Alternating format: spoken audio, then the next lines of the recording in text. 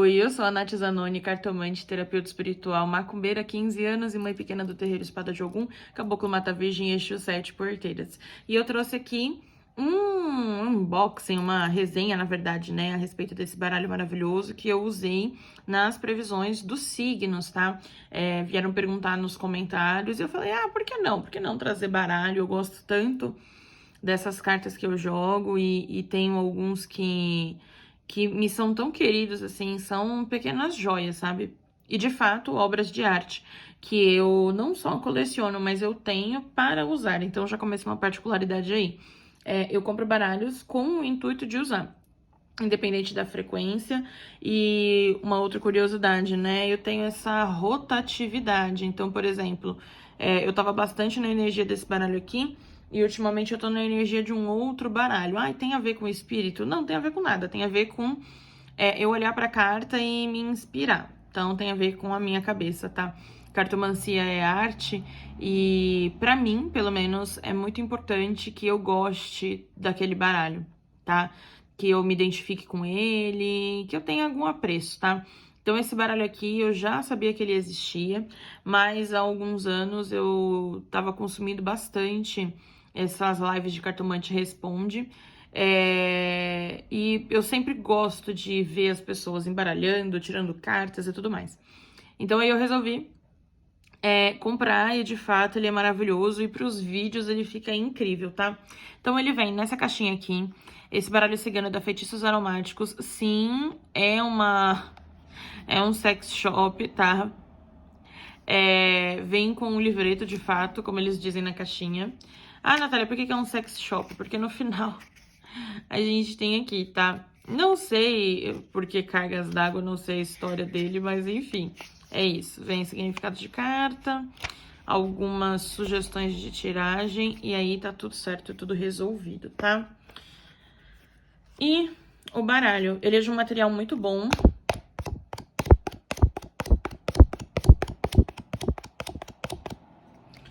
Tem esse barulho assim, justamente pra você ver.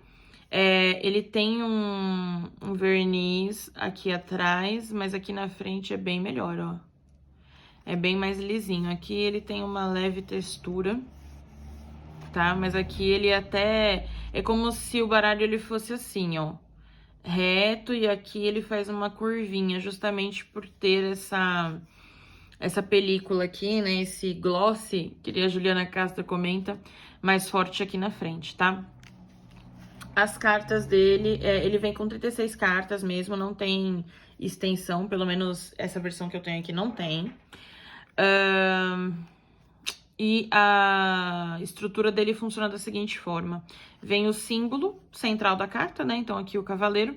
O número não vem com nome, não vem com naipe, não vem com nada, tá?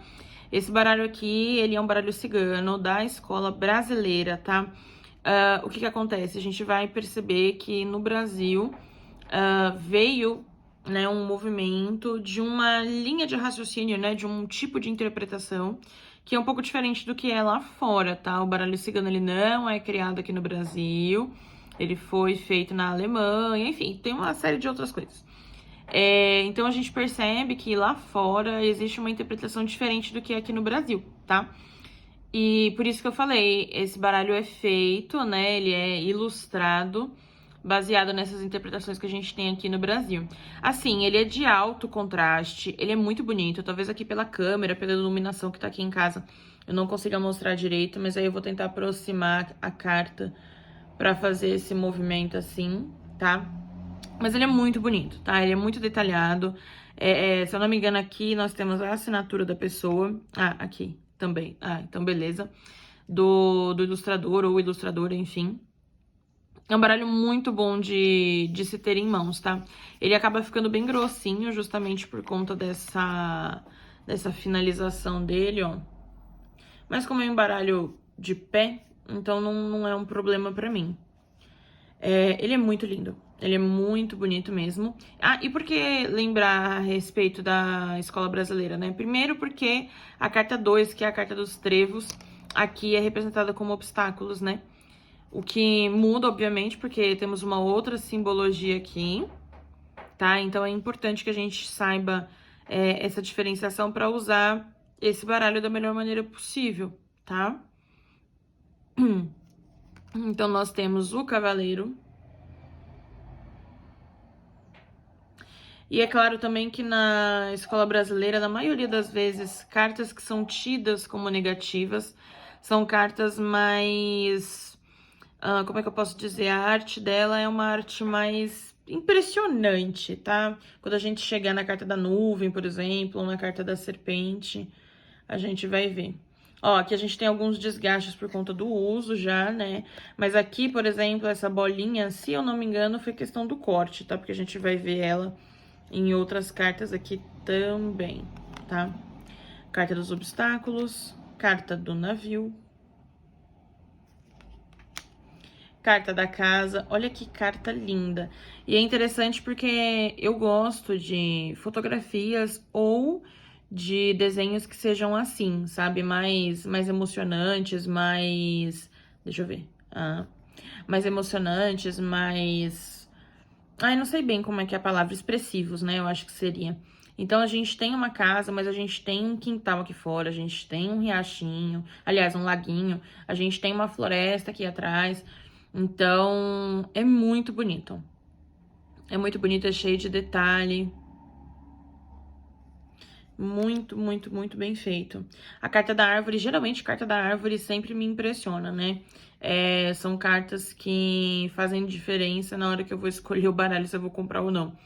E essa carta da árvore, pra mim, é sensacional. Ela tem raízes bem grossas, né? E a gente vê aqui o quanto que elas estão com força ali, né? Fazendo parte. Mas também existe um tronco aqui muito bem feito, porque geralmente não, né? Às vezes, algumas cartas da árvore focam bastante na raiz, e aí são cartas que estão mais longe, né? E aí a gente dá mais foco pra raiz do que necessariamente pro tronco ou pra copa. E aqui não, a gente tem essa visão, assim, de baixo pra cima e faz toda a diferença.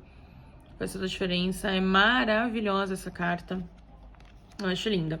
Ó, uma das cartas que é tida como negativa, que é a carta da nuvem. Então, ela já tem essa coisa meio, né, fechou o tempo mesmo. O negócio não tá pra brincadeira. Tempo bem chuvoso por aqui. Carta da serpente. E aí, a gente começa, né, com cartas que são tidas como negativas. Eu falo que são tidas porque, assim, existem formas e formas, né, de fazer a leitura. Então, dentro da base de significados, eu, por exemplo, vejo positivo e negativo, né, de uma certa forma, em todas as cartas. E o que vai determinar é o método que a pessoa utiliza, né? E a carta da serpente, assim, perigosa, né? Perigosíssima. Deus é mais. Dá um medo, dá uma aflição. Ainda bem que não é realista em si, mas que dá um negocinho, dá. Mas é bom porque ela é bem expressiva, né? Então dá pra tirar muita interpretação daqui. Por exemplo, serpente, leituras de saúde, etc. Fala muito a respeito de cura, né? De medicações. E é interessante porque aqui, ó, a gente tem gotinhas de veneno e tal.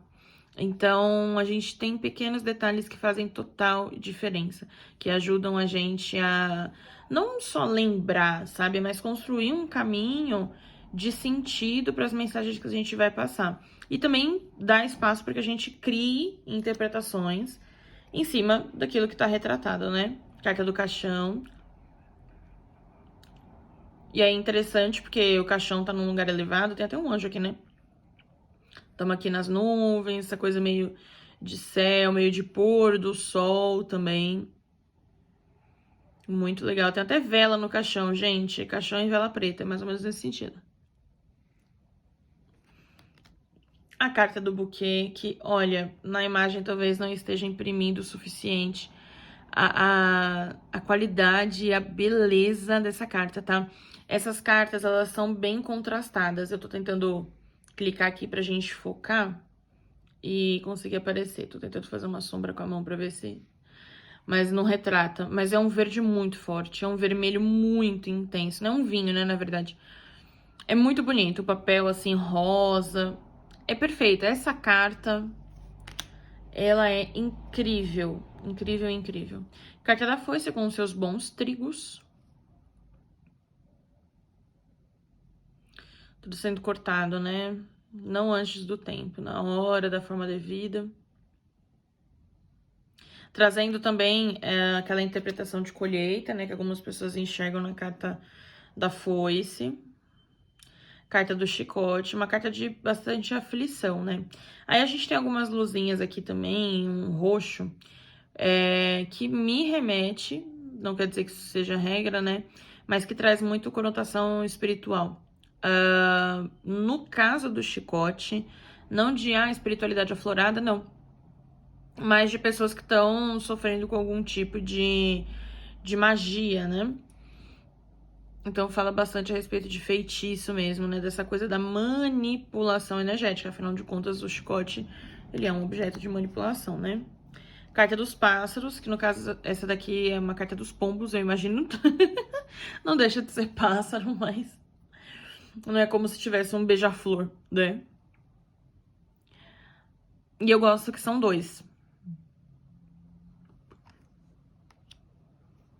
Carta da criança. Essa carta da criança, ela é fascinante, pelo menos pra mim, assim.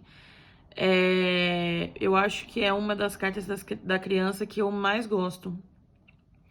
Porque ela tem muito essa coisa da descoberta, né? Da curiosidade. O fato da criança estar assim, peladinha, né? E de ser um neném.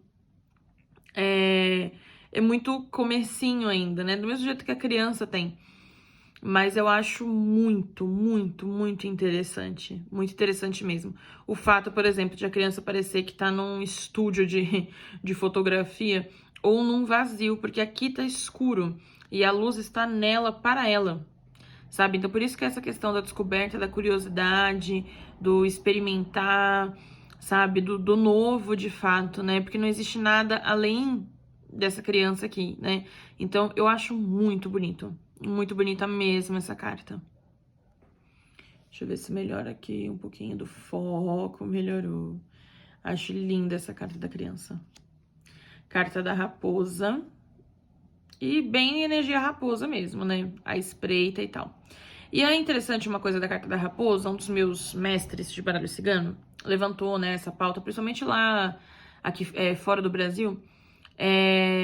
A raposa, por conta da pele, né, é um animal muito bonito, a pele dela é usada para roupas, ou até mesmo tem aquela coisa muito de ser um troféu, né, de caça. E então a raposa, ela tem bastante essa coisa da sedução, né, e tal. E é interessante porque recentemente eu consegui identificar isso, fazendo como? Primeiro, observando a carta, e segundo, conseguindo identificar que essa raposa aqui tem cílios, gente. Ela tem cílios. Então, pra mim, mudou totalmente a interpretação dessa carta. A interpretação não, né? Mas, por exemplo, eu tinha uma certa dificuldade de enxergar pontos positivos, né? Nesse baralho aqui em específico. E é só prestar atenção que a gente sempre consegue tirar algum tipo de referência de interpretação. E é uma carta muito bonita. É uma carta muito forte, assim, a postura da raposa, né, com essa cabeça mais abaixada, fazendo de conta que, né, e é interessante a gente contrapor a serpente com a cobra, aliás, a serpente com a raposa, porque a raposa com aquela cabeça abaixada finge que a serpente já tava dando bote, né, então assim, já fica a dica aí, pra quem conhece sabe, né, quem conhece sabe. O urso, com todo o seu poder, sua força, sua falta de paciência. Gigante, enorme, né? É um urso muito bonito. Em contrapartida, também a gente pode pensar, né? É um urso feroz, né? Um animal feroz.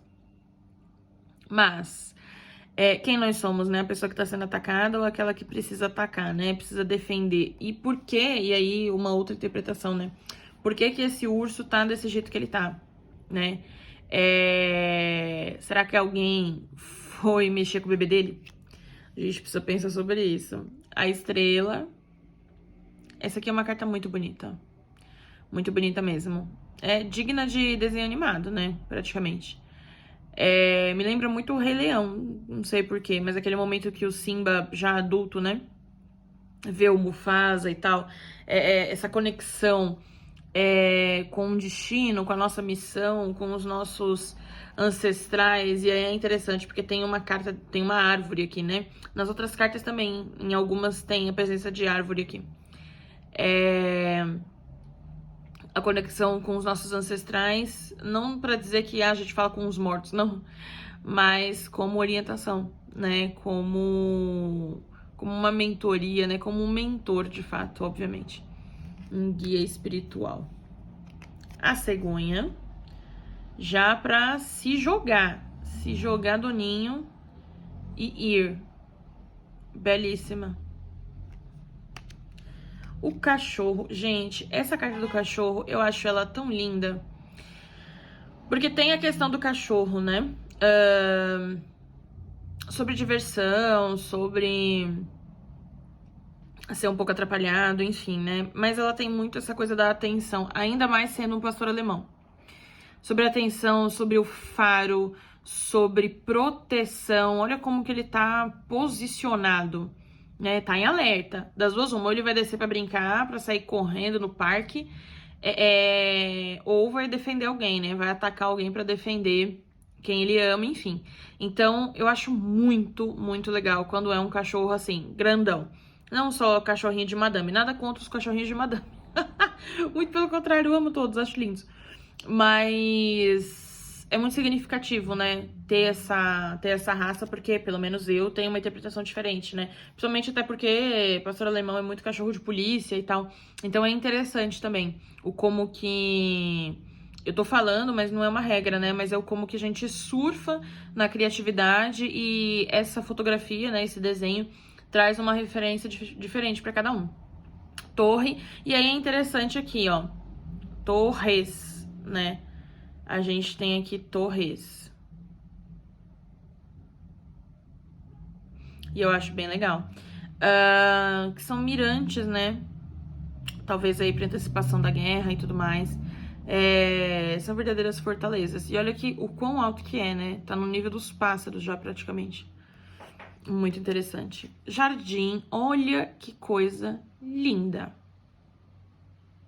Dá vontade de passear nesse jardim, com certeza. Com certeza. Temos fonte, árvores, um chão de pedra muito, muito, muito romântico até, de certa forma, sabe? Mas é muito acolhedor, sabe? Dá uma paz, dá uma paz. Se a gente ficar olhando muito tempo para esse jardim aqui, talvez eu até consiga ouvir o barulho da água, né? Aqui, se eu não me engano, parece uma luz. Mas eu não tenho muita certeza. Mas é um desenho muito lindo. Carta da montanha. Aí a gente percebe, né, o quanto que cartas tensas, elas têm uma paleta de cores bem fechada, né? Então, muito azul escuro.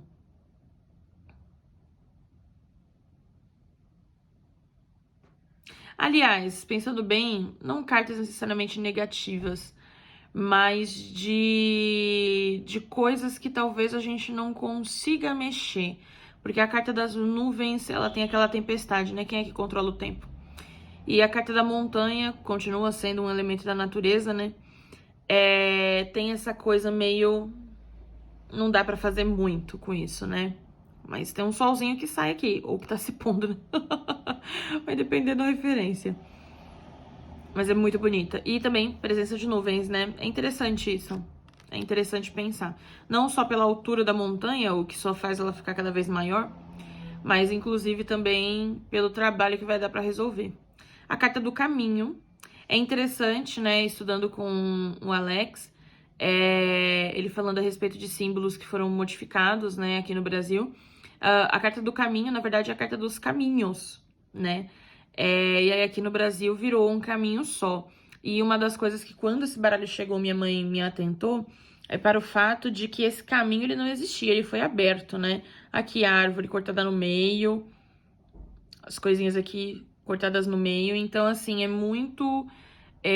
existe um caminho que foi aberto, né? E talvez até mesmo por uma influência externa da própria pessoa ou por conta de algo espiritual, né? Talvez um trabalho aqui que foi feito, então é bem interessante. A carta dos ratos, extremamente pesada, bem puxada, mas enfim, fala a respeito dessa questão de decomposição aí dos ratos, né?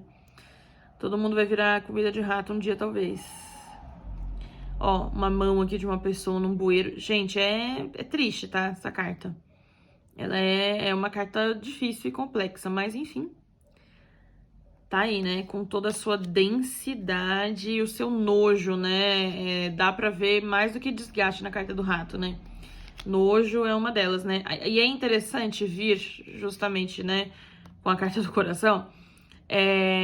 Já fica uma outra dica também, né? Ai, mas o que que ele sente por mim? Ou o que que ela sente por mim? Aliás, ele ainda... como que é? Essa pessoa ainda tem sentimentos por mim? Essa pergunta é muito ruim, porque pode ter, sim, sentimento de nojo. Então, vamos saber formular a pergunta, galera. É importante. Essa carta do coração junto com aquela carta do buquê. É pra ninguém botar defeito, né? Carta do anel. E aí eu achei interessante, porque não são alianças necessariamente, né? É um anel.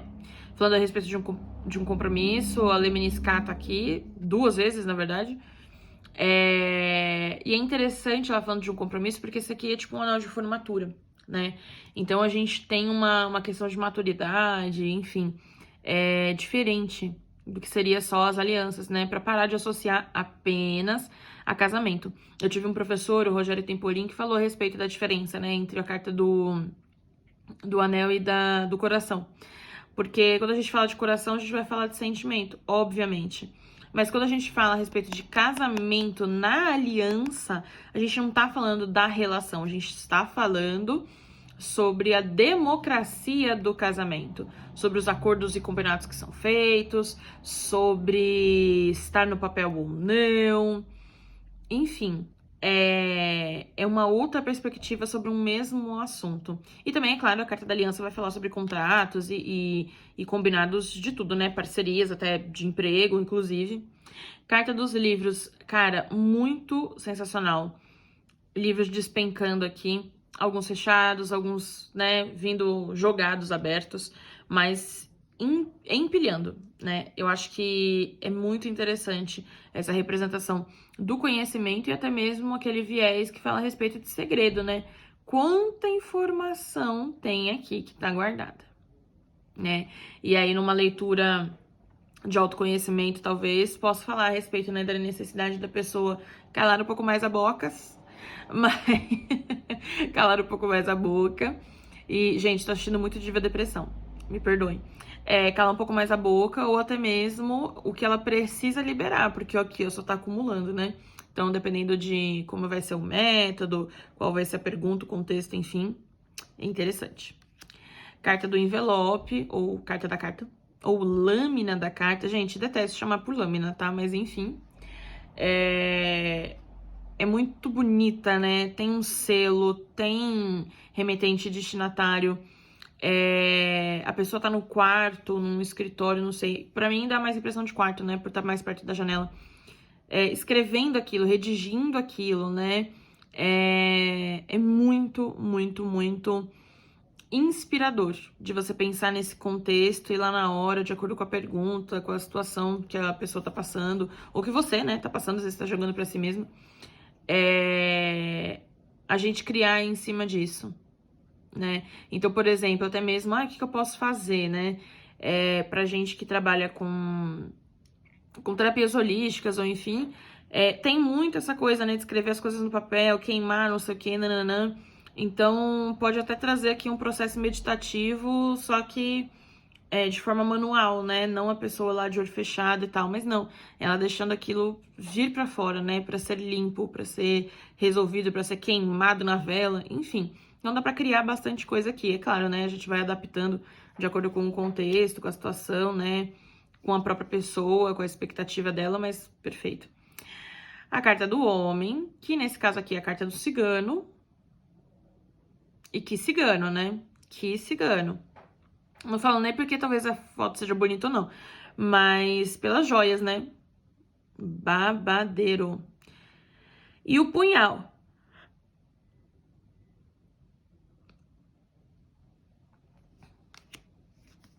A cigana, maravilhosa e cartomante que é. Olha essa expressão. Tô tentando aqui focar.